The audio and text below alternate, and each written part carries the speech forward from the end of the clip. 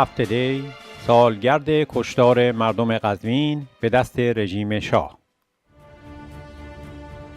روز هفت دی سال 1357 در شرایطی که انقلاب ضد سلطنتی مردم ایران به آخرین مراحل خود نزدیک می‌شد، قزوین توسط ارتش شاه به خون کشیده شد. در آذر و دی 57 کشتار مردم در شهرهای مختلف میهن توسط نظامیان شاه ابعادی گسترده‌تر گرفته. شاه با آخرین توانش تلاش می‌کرد با کشتار مردم و حمله به تظاهرات مردم را مرعوب کرده و آتش انقلاب ضد سلطنتی را مهار کند. شاه مشکل اعدام را هم حل کرده بود و نیازی به بازی محوع مفسد و محارب نداشت.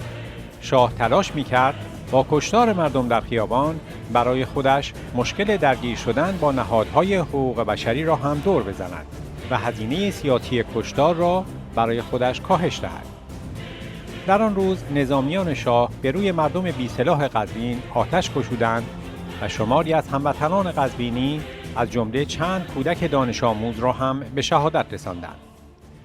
اما آتش قیام مردم نه تنها خاموش نشد، بلکه مردم با خشمی فزونتر به خیابانها آمده و با آتشی چند برابر توهم شاه را برطرف کردند.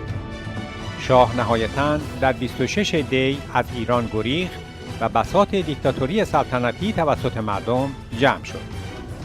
اما مردم به ویژه هموطنان قزوینی با درسی گرانبار از قیام و انقلاب تقریباً 16 سال بعد در روز 12 مرداد سال 1373 بار دیگر در برابر دیکتاتوری مطلقه شیخ که به جای شاه به کرسی سلطنت مطلقه نشسته بود قیام کردند تا این واقعیت را در تاریخ ثبت کنند که مردمی که برای آزادی قیام کرده و در این مسیر دیکتاتوری سلطنتی را سرنگون کردند، هر دیکتاتور دیگری را هم سرنگون خواهند کرد و برایشان تفاوتی نمی کند که دیکتاتور شاه باشد یا شیخ. این مردم همان مردمند. اگر آخوندها هم می‌خواهند امتحان کنند آزاد هستند، اما عواقبش پای خودشان است.